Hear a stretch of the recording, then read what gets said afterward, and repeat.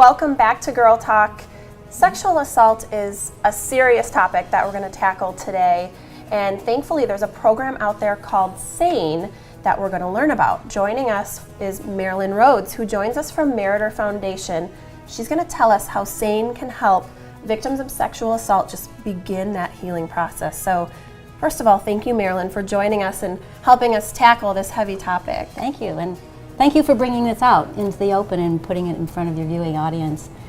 SANE is one of Meritor's many unique programs, and it's a program that's exclusively staffed by nurses trained in sexual assault 24/7. They're trained in providing that emotional and medical support, but they're also trained in collecting forensic evidence. So this program is one of the few in the area.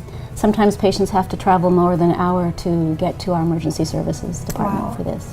Yeah, and there's a lot of unique characteristics, it sounds like, with this program. So we thank you for bringing that to the area. That's an important thing. Thank you. Thank you. Yeah, how important. Yeah. How many patients does SANE serve?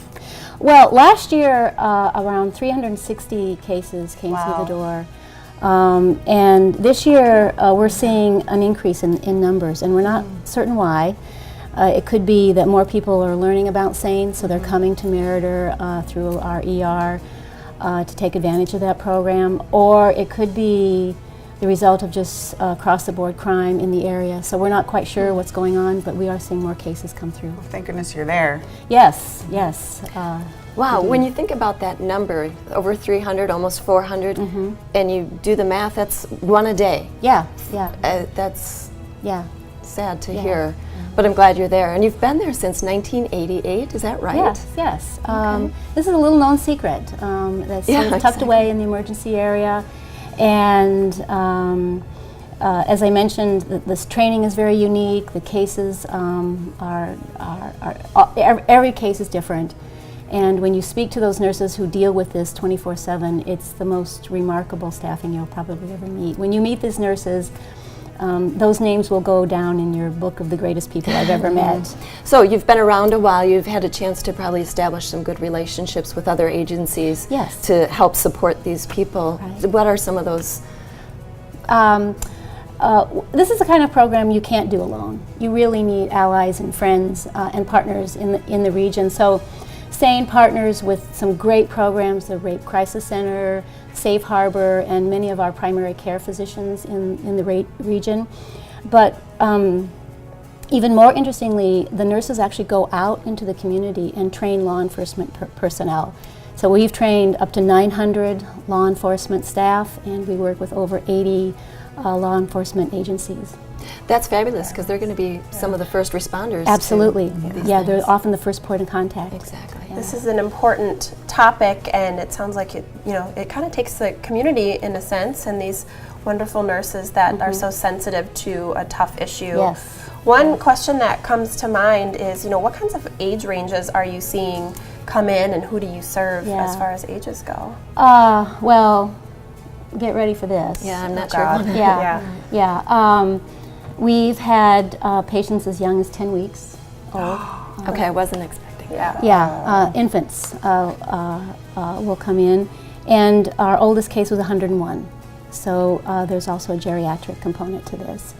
About 40% though of our cases are under the age of 14. So these are kids, teenagers and younger, who are coming through. But the most vulnerable year, the year in which these patients are at most risk, is in the college year, first freshman year. And once these young, mostly women, not always, but come onto campus in their freshman year, that's when they're at most risk. So what is SANE's most urgent need right now?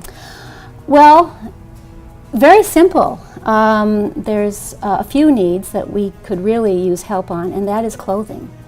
So as the patients come in, often their clothing is soiled or torn, and we have nothing to put them in to send them home. So you can imagine having to go home in the clothes that you arrived in. Yeah. So clothing would be very helpful. We also need a high-definition TV monitor to hook up to our forensic camera, so that staff and others can view the forensic evidence. Any certain size? Big is good. Yeah. Big is good so that more people can view this as a team. We also need iPads, and remember I said earlier that about 40% of our cases are under the age of 14, so when children come in who are assault victims, they handle the exams very different than adults, and so we need something to distract them. And iPads work very well, so it's just enough to distract them so that the nurses can do their job. Wow, lots of needs and ways that folks at home can help the foundation. And again, Marilyn, thank you so much for joining us from Meritor Foundation with a tough topic, but we appreciate the information. Okay. And after the break, we're going to talk about a fashion show that is also a fundraiser. So please stick around for more Girl Talk. We'll be right back.